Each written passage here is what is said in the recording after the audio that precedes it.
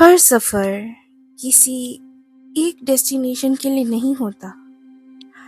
कुछ सफ़र बस इसलिए होते हैं ताकि हम खुद को समझ सके।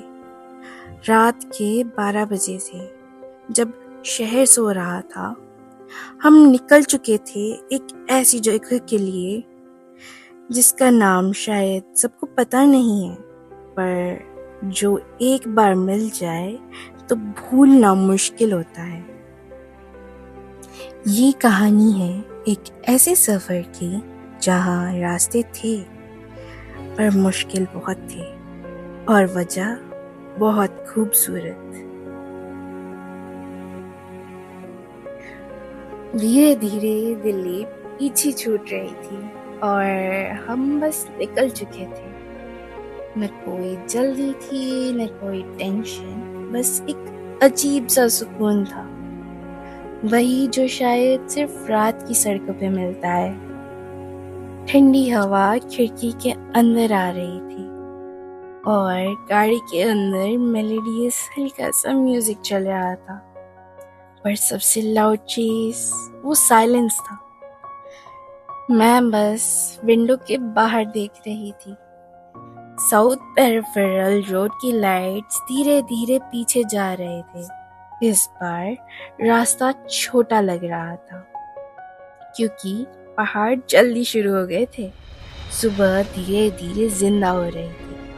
आसमान हल्का सा ब्लू और सामने पहाड़ों के लेयर्स। फिर सनराइज हुआ। दूर एक छोटा सा शहर जैसे किसी पेंटिंग का पार्ट हो।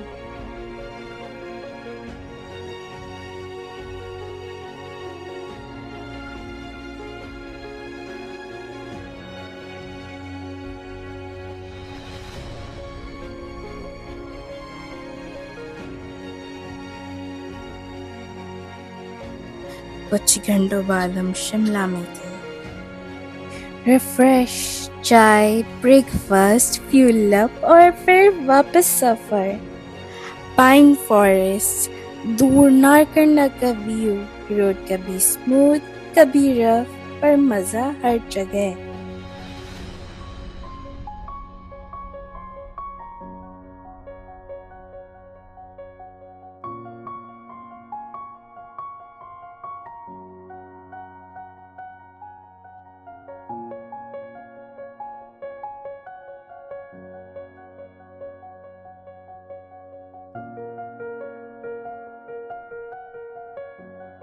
फिर रामपुर क्रॉस करते हुए हम एंटर हुए किन्नौर।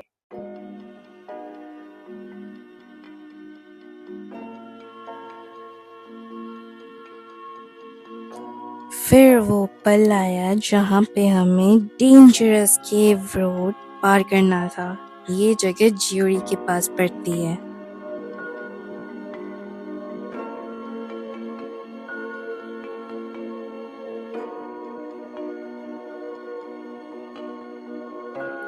एक तरफ पहाड़, दूसरी तरफ खाड़। जैसे जैसे आगे बढ़े पेड़ कम होते गए, हवा तेज, ऑल्टीट्यूड हाई।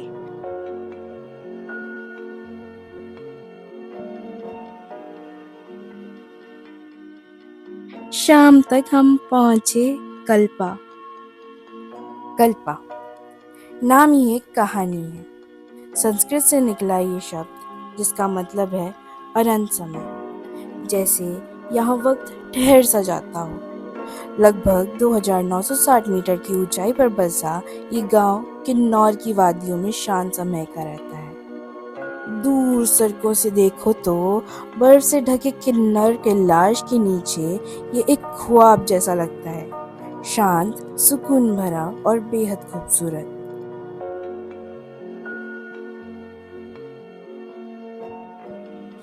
कोजी वाइब्स और पहली बार स्नो पीक्स। उस रात बस सुकून था।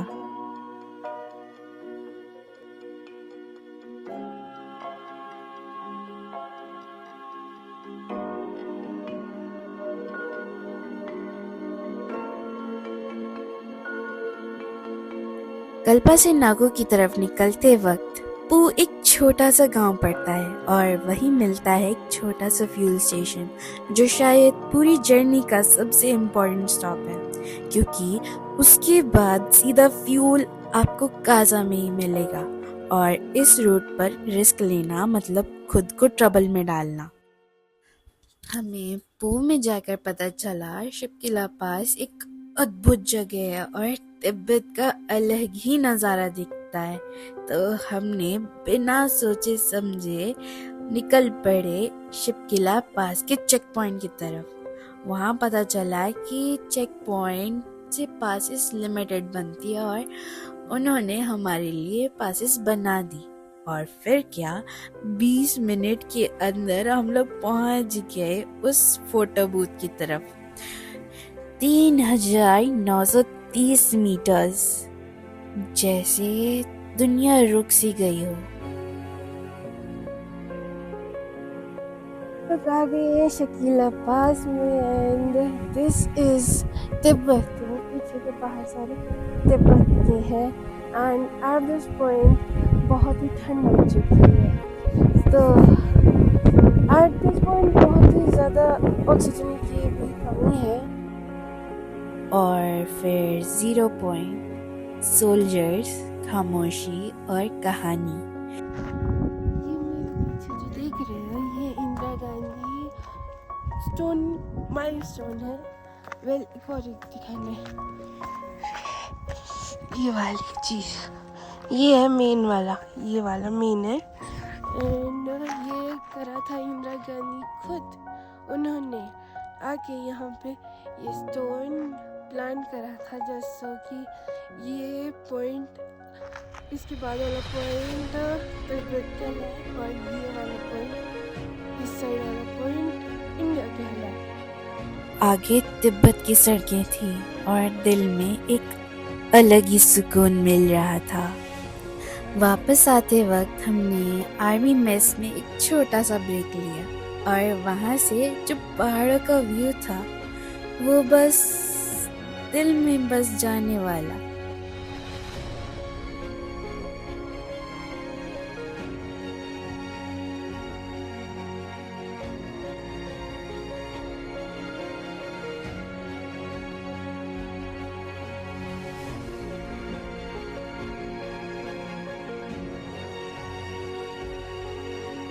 और फिर नागो की तरफ सफर दोबारा शुरू हुआ। रास्ते में एक पहाड़ दिखा जिसमें लिखा था स्पीति मैराथन, और उस मोमेंट में एक अलग ही मोटिवेशन फील हुआ। लगभग 2 घंटे बाद हम नाको पहुंचे। छोटी सी प्यारी सी जगह, होम स्टेज और फ्रेंडली लोग और एक सुकून जो शब्दों में एक्सप्लेन नहीं होता। शाम के करीब 4 बज रहे थे और जैसे ही सूरज ढलने लगा हम निकल पड़े एक वॉक पर। ऊपर आसमान इतना साफ, इतना गहरा, जैसे हर कोई तारा अपनी अपनी कहानी सुना रहा हो।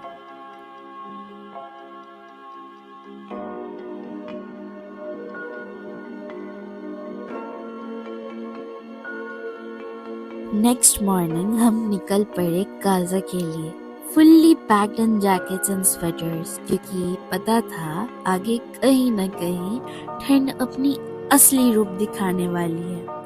नाको में अचानक स्नोफॉल, एक ऐसी फीलिंग जो शब्दों से ज्यादा महसूस होती है। कुछ पल बस उसमें जी लिया, फिर सफर वापस हमने शुरू करा। मलिंग नाला पूरा जम चुका था, आइसिकल्स लटक रहे थे और मौसम तूफान जैसा, रॉ, वाइल्ड, अनटच्ड। जैसे जैसे नीचे आए स्नोफॉल रुक गए और हमने एक छोटा सा हॉल्ट लिया। थोड़ा सा सुकून, थोड़ी सी सांस।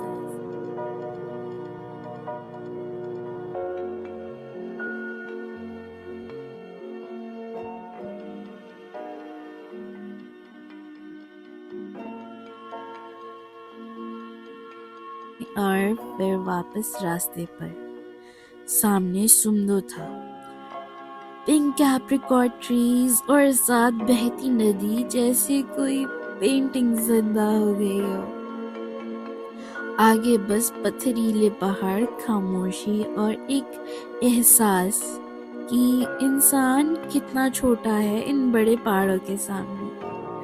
ताबों की हल्की बारिश। स्पीति नाम का मतलब ही है द मिडल लैंड, जहाँ धरती और आसमान के बीच एक अलग ही दुनिया महसूस होती है। लगभग 3800 मीटर की ऊंचाई पर बसी ये ठंडी रेगिस्तानी वादी हिमाचल के दिल में एक खामोश कहानी सी है। काजा, ताबो, धनकर, किब्बर और लांगजा जैसे छोटे छोटे शहर इस खूबसूरत कहानी के हिस्से हैं। दूर सड़कों से देखो तो सूखे पहाड़, नीला आसमान और बीच से बहती स्पीति नदी, सब कुछ इतना रॉ और असली लगता है, जैसे कुदरत ने यहाँ अपना सबसे सच्चा रूप दिखाया हो। धनकर का सुकून, और फिर धीरे धीरे मंजिल करीब आने लगी। एक ब्रिज क्रॉस किया और फिर हम पहुंच गए काजा। गेट क्रॉस करते ही धूप निकल आई, जैसे काजा खुद हमारा वेलकम कर रहा हो। पहाड़ों का वेदर, कभी धूप, कभी बारिश, कभी बर्फ, और हर पल एक नया सरप्राइज।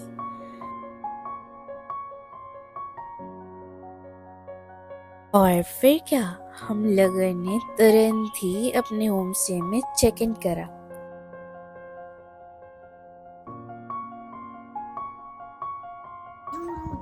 कहाँ दूर ले जाओ, इस घोड़ा के कहाँ ले जाना है? आपको चलना है? आपको चलना है? हमने मार्केट जाना है। आपको चलना है? कौन सी चीज़ लानी है? ऑरेंज लानी है? चॉकलेट्स नहीं चाहिए? ऑरेंज चॉकलेट, आपको ऑरेंज पसंद है? ऑरेंज जूस चाहिए आपको? हम लोग सनसेट होने के बाद निकल पड़े काजा को एक्सप्लोर करने, उसकी कहानियों को जानने। हम लोग पहुंच गए काजा मार्केट। वहाँ पे हमने काजा के बारे में जाना और हमने थोड़ी बहुत शॉपिंग करी।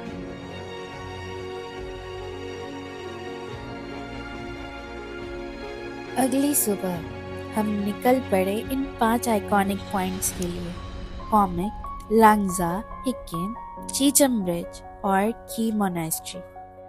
कॉमिक का रास्ता सच बोलूं तो बिल्कुल ही अनरियल लग रहा था। जैसे जैसे हम ऊपर बढ़ रहे थे, हर तरफ सिर्फ स्नो ही स्नो। धूप थी, पर हवा इतनी तेज और ठंडी कि सीधा चेहरे पर लग रही थी। उस हाइट पे खड़े होके बस एक ही फील आ रहा था, ये दुनिया थोड़ी अलग है। और फिर नीचे लांगजा की तरफ बढ़ गए। लांगजा का रास्ता सरप्राइजिंगली स्मूथ था, शांत, वाइड और पीसफुल। और वहाँ जायंट बुद्धा, एकदम काम, एकदम स्टिल। और एक वही ना मोनेस्ट्री थी, जहाँ पे मेरे को फॉसिल्स देखने को मिले। लाइफ का पहला एक्सपीरियंस था फॉसिल्स देखने का। हाथ में लेने का मन भी था, पर पता चला सेल अलाउड नहीं है। थोड़ा डिसअपॉइंटमेंट मिला, पर एक्सपीरियंस प्राइसलेसली अनबिलीवेबल था। नेक्स्ट जगह हमें हिक्किम जाना था, हाईएस्ट पोस्ट ऑफिस।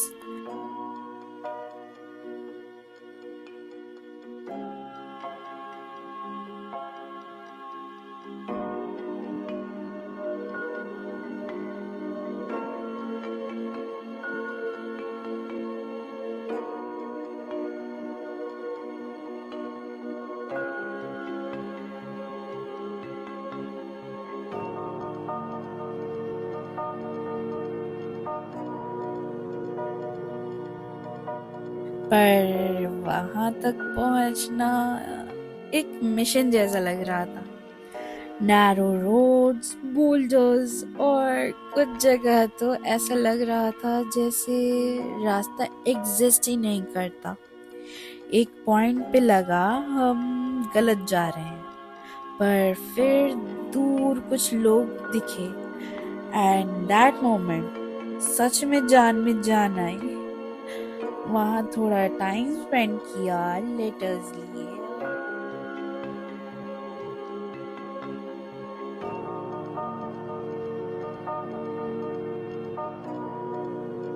फिर निकले चीचम ब्रिज के लिए। शुरू का रास्ता ठीक था, पर जैसे ही ब्रिज पास आया गड्ढे ही गड्ढे।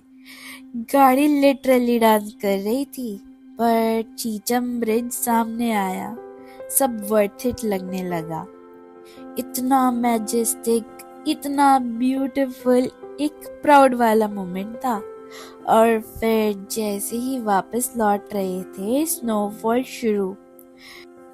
हमने चीचम विलेज भी देखा और वहाँ पे अलग से फ्लैग होस्ट करा हुआ था जो कि ठंडी हवाओं से लहरा रहा था।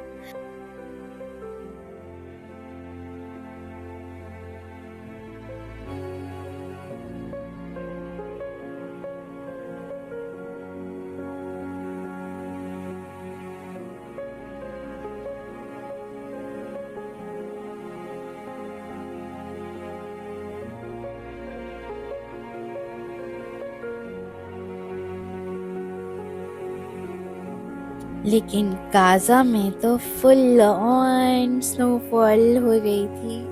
अलग ही सुंदरता काजा की बढ़ा रही थी। वो दिन पूरा स्नोफॉल में खत्म हुआ हमारा।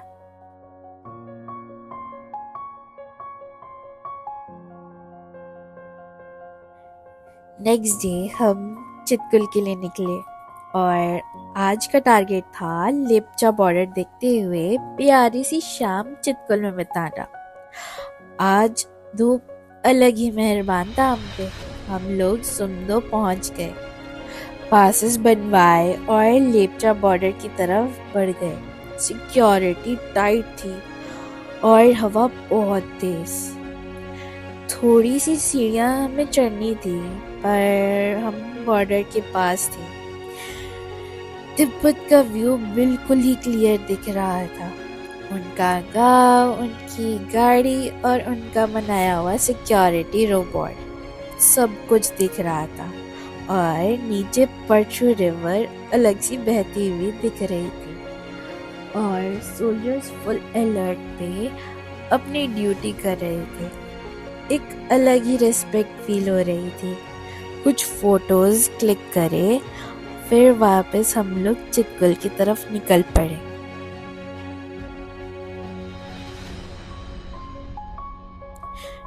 जर्नी शुरू में स्मूथ थी, पर जैसे ही रिकॉन्ग्पियो क्रॉस किया, कंस्ट्रक्शन, ब्रोकन रोड्स और सांगला से चितकुल तक का रास्ता तो बहुत ही स्ट्रगल से भरा था।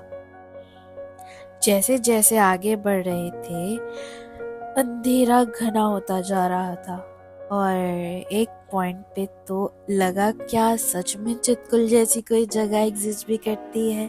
उस रात हमने वही एक छोटे से होटल में स्टे किया और अगले दिन बस थोड़ा सा एक्सप्लोर किया। रिवर साइड गए, थोड़ी देर बैठे और रिवर के साइड थोड़ी शांति को एंजॉय करा और सीन को अपनी आंखों से निहारा। सफर यहाँ खत्म जरूर होता है, पर कहानी नहीं। कुछ लम्हे, कुछ रास्ते इंसान के साथ नहीं, उसके अंदर ही रह जाते हैं। और शायद मेरा एक हिस्सा अभी भी उन पहाड़ों में कहीं ना कहीं रह गया है।